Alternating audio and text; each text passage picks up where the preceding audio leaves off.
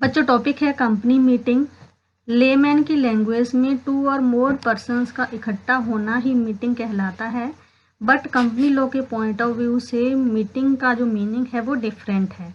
तो मीटिंग की डेफिनेशन है अ कंकरेंस और coming together of at least a quorum of members by previous notice और mutual agreement for transacting business for a common interest is meeting.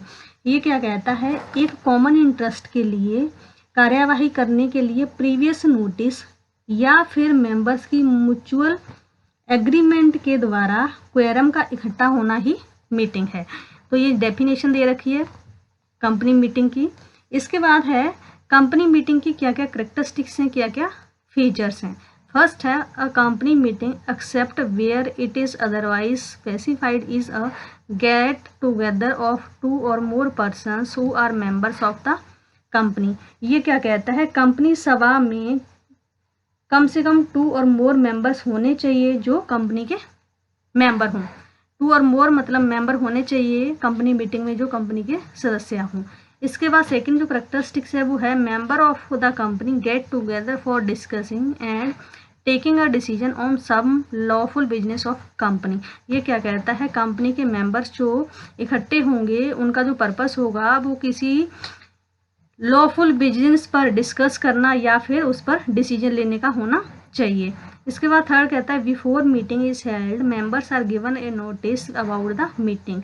जब भी meeting conduct की जाएगी तो इससे पहले मेंबर्स को इसके रिगार्डिंग नोटिस देना जरूरी है मीटिंग के रिगार्डिंग। फोर्थ कहता है a meeting is held at a specific place और एंड टाइम। ये क्या कहता है, जो भी मीटिंग हेल्ड की जाएगी उसके लिए किस प्लेस पर होगी, किस टाइम होगी, ये मेंशन होना चाहिए। लास्ट करेक्टरिस्टिक है a company meeting is held according to the provisions of company act. ये क्या कहता है, जो भी कंपनी मीटिंग हेल्ड की जाती है वो मीटिंग जो है कंपनीज एक्ट के प्रोविजंस के अनुसार ही होनी चाहिए। तो ये करेक्टरिस्टिक्स हैं भी, मतलब मीटिंग के लिए कम से कम 2 और मोर मेंबर्स होने चाहिए जो कंपनी के सदस्य हों। सेकंड है कंपनी की जो मीटिंग है वो किसी लॉफुल बिजनेस पर डिस्कस करने या फिर डिसीजन लेने के लिए होनी चाहिए। थर्ड है मीटिंग हेल्ड करने के लिए प्रीवियस नोटिस जो है मेंबर्स को दिया जाना चाहिए। फोर्थ कहता है जो मीटिंग है वो स्पेसिफिक प्लेस एंड टाइम पर होनी चाहिए। लास्ट है company meeting is held according to provisions of companies act. ये जो भी मीटिंग हेल्ड की जाएगी वो कंपनी के प्रोविजंस के अनुसार ही होनी चाहिए। इसके बाद है वन मैन मीटिंग। जैसा कि हमने पढ़ा कंपनी मीटिंग के लिए कम से कम 2 और मोर मेंबर्स का होना कंपलसरी है, बट कई बार क्या होता है इस मीनिंग की कुछ एक्सेप्शंस हैं जहाँ पर जो है वन मैन भी अगर अवेलेबल है तो अगर वन मैन से भी मीटिंग की जाती है तो वो मीटिंग भी जो है वैलिड मीटिंग मानी जाती है। तो वो कौन कौन सी सिचुएशंस हैं जहाँ पर वन मैन मीटिंग अगर की जाती है तो वो मीटिंग भी वैलिड मानी जाएगी। जैसे इसमें फर्स्ट दे रखा है meeting convened by the tribunal. ये क्या कहता है, under section 97 and 98 of companies act 2013 अगर कोई ट्रिब्यूनल जो है वन मेंबर की मीटिंग अगर कॉल करता है तो वो वन मेंबर की जो मीटिंग होगी वो भी वैलिड मीटिंग मानी जाएगी। सेकंड कहता है absence of quorum in an urgent meeting. तो यहाँ पे क्या कहता है, अगर जो क्वेरम है मीटिंग के लिए अगर वो फुलफिल नहीं होता, वो एब्सेंस रहता है तो जो मीटिंग है वो अर्जेंट कर दी जाती है, स्थगित कर दी जाती है। तो क्वेरम का यहाँ पर मतलब है मिनिमम नंबर ऑफ मेंबर जो एक कंपनी की मीटिंग के लिए जरूरी हैं, भी कम से कम इतने नंबर ऑफ मेंबर तो होने चाहिए तभी जो मीटिंग है वो कंडक्ट की जाएगी। अगर minimum number of member meeting में प्रेजेंट नहीं होते तो जो मीटिंग है वो अर्जेंट कर दी जाती है, मतलब स्थगित कर दी जाती है। तो एक मीटिंग के लिए मिनिमम नंबर ऑफ मेंबर्स का प्रेजेंट होना जरूरी है तभी वो जो मीटिंग है वो कंडक्ट की जाएगी।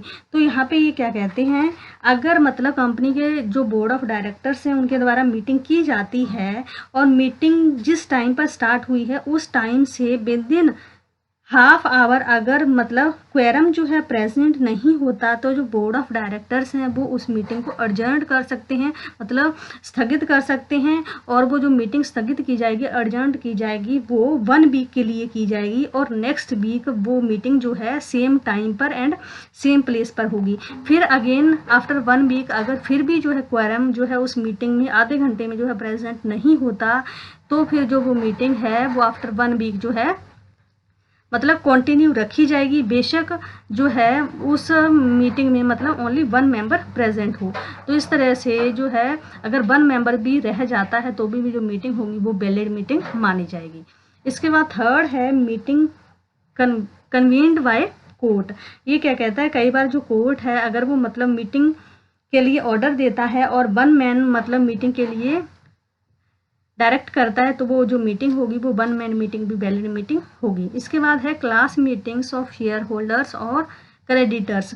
कई बार क्या होता है जो मतलब जब क्लास मीटिंग्स की जाती हैं तो अगर मतलब जैसे शेयर होल्डर्स जो है उसने मतलब कंपनी के सारे शेयर होल्डर्स मान लो एक ही मतलब शेयर होल्डर ने परचेज कर रखे हैं या फिर क्रेडिटर्स एक ही है, तो अगर क्लास मीटिंग की जाती है शेयर होल्डर की तो अगर 1 शेयर होल्डर भी है तो भी वो 1 शेयर होल्डर से जो मीटिंग होगी क्लास मीटिंग होगी वो वैलिड मीटिंग होगी। इसी तरह से अगर क्रेडिटर 1 है तो अगर क्रेडिटर की क्लास मीटिंग होती है तो अगर 1 क्रेडिटर भी प्रेजेंट है मीटिंग में तो वो भी वैलिड मीटिंग मानी जाएगी।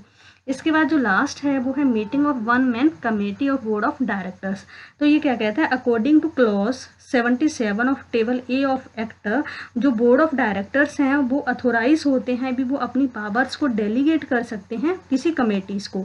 तो जब बोर्ड ऑफ डायरेक्टर्स ने अपनी पावर किसी कमेटी को डेलीगेट की हैं तो अगर उस कमेटी में ओनली 1 मेंबर है और उस कमेटी की अगर फर्दर मीटिंग्स होती हैं तो वो 1 मेंबर जो होगा वो अगर मीटिंग में पार्टिसिपेट करता है तो उस 1 मेंबर से जो मीटिंग होगी वो भी एक वैलिड मीटिंग मानी जाएगी। तो ये कुछ सिचुएशंस हैं जिनमें अगर 1 मैन भी मतलब मीटिंग में प्रेजेंट होता है तो 1 मैन मीटिंग भी जो है एक वैलिड मीटिंग मानी जाती है। तो आज के टॉपिक में हमने पढ़ा मीटिंग क्या होता है और मतलब 1 मैन मीटिंग क्या है, मतलब कौन कौन सी सिचुएशंस हैं जिनमें 1 मैन मीटिंग भी जो है वैलिड मीटिंग मानी जाती है।